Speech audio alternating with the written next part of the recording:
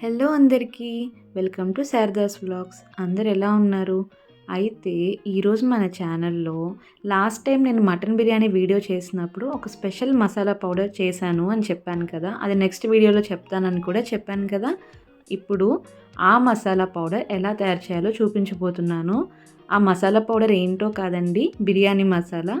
జనరల్గా మనం బిర్యానీ చేసుకునేటప్పుడు అన్ని స్పైసెస్ వేసుకుంటాం, కానీ తినేటప్పుడు పక్కన పెట్టేస్తూ ఉంటాం. అందుకని ఇలా నేను చెప్పిన విధంగా ఈ బిర్యానీ మసాలా చేసుకున్నారు అంటే బిర్యానీ మంచి టేస్ట్ రావడమే కాకుండా మంచి ఫ్లేవర్ కూడా వస్తుంది. మరి ఇంకెందుకు ఆలస్యం, ఈ బిర్యానీ మసాలా పౌడర్ ఎలా తయారు చేసుకోవాలో ఇప్పుడు చూసేద్దాం. ముందుగా నేను స్క్రీన్ మీద చూపిస్తున్న మసాలా దినుసులన్నిటినీ ఇలా బౌల్స్లో పెట్టుకొని రెడీగా పెట్టుకోండి. ఇక్కడ డిఫరెంట్ క్వాంటిటీస్లో తీసుకున్నాను. మీరు కప్ సైజెస్ చూస్తేనే మీకు అర్థమైపోతుంది. బిర్యానీ మసాలా పౌడర్కి ఈ స్పైసెస్ అన్నీ చాలా ఇంపార్టెంట్ అండి. ఒక్కటి మిస్ అయినా మీకు అంత ఫ్లేవర్ రాదు. సో అన్నీ ముందు రోజే రెడీగా పెట్టేసుకోండి. ఇప్పుడు స్టవ్ మీద ఒక పెద్ద కడాయి పెట్టుకొని, కడాయి బాగా వేడయ్యాక ఒక పెద్ద కప్ నిండా బిర్యానీ ఆకుల్ని వేసుకోవాలి. వేసుకున్నాక వీటిని బాగా దూరగా వేయించుకోండి. కొద్దిగా వేగాక ఇలాగ నేను చూపిస్తున్న విధంగా చేత్తో కొంచెం నలపండి. బిర్యానీ ఆకులు కొద్దిగా వేగాయి అని అంటే ఇలా ఈజీగా మనం నలపగలుగుతాము.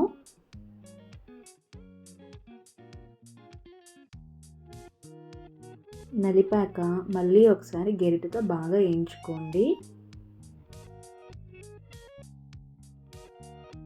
ఇప్పుడు మీడియం సైజ్ కప్ నిండగా మరాఠీ మొగ్గ, అనాస పువ్వు, జాపత్రి, లవంగాలు,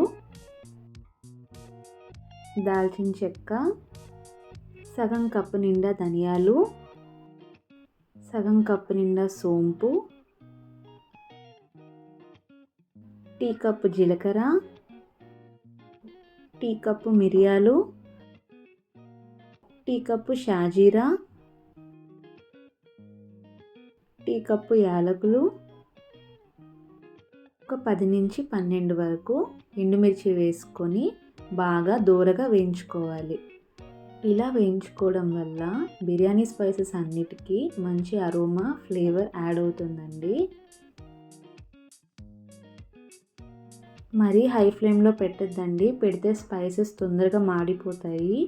అలా కాకుండా లో ఫ్లేమ్లో, మీడియం ఫ్లేమ్లో ఫ్లేమ్ని అడ్జస్ట్ చేసుకుంటూ వేయించుకోండి. ఈ బిర్యానీ స్పైసెస్ అన్నీ మంచి స్మెల్ వచ్చేంత వరకు వేయించుకోవాలి.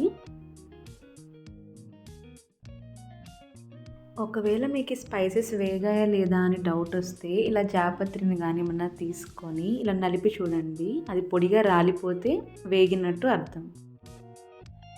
స్మెల్ రావడం స్టార్ట్ అయిందండి. బిర్యానీ దినుసులు కూడా బాగా వేగాయి. ఇప్పుడు స్టవ్ ఆఫ్ చేసేసుకొని కొద్దిసేపు చల్లారనిద్దాము.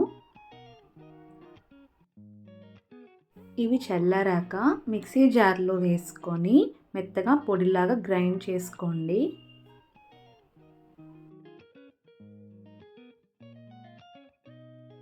ఇలా నేను చూపించిన విధంగా పొడిలాగా చేసుకోండి.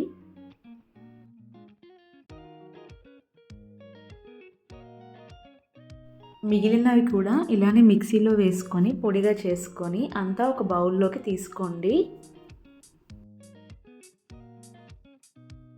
చూశారు కదా, అంతే అండి. ఎంతో సింపుల్గా మన ఇంట్లోనే బిర్యానీ మసాలా పౌడర్ ఎలా తయారు చేసుకున్నామో ఎంత ఈజీగా ఉందో చూశారు కదా. ఈ బిర్యానీ మసాలా పౌడర్ని ఒక ఎయిర్ టైట్ బాక్స్లో పెట్టుకొని ఫ్రిడ్జ్లో పెట్టుకున్నామంటే 2 years వరకు స్టోర్ అవుతుంది.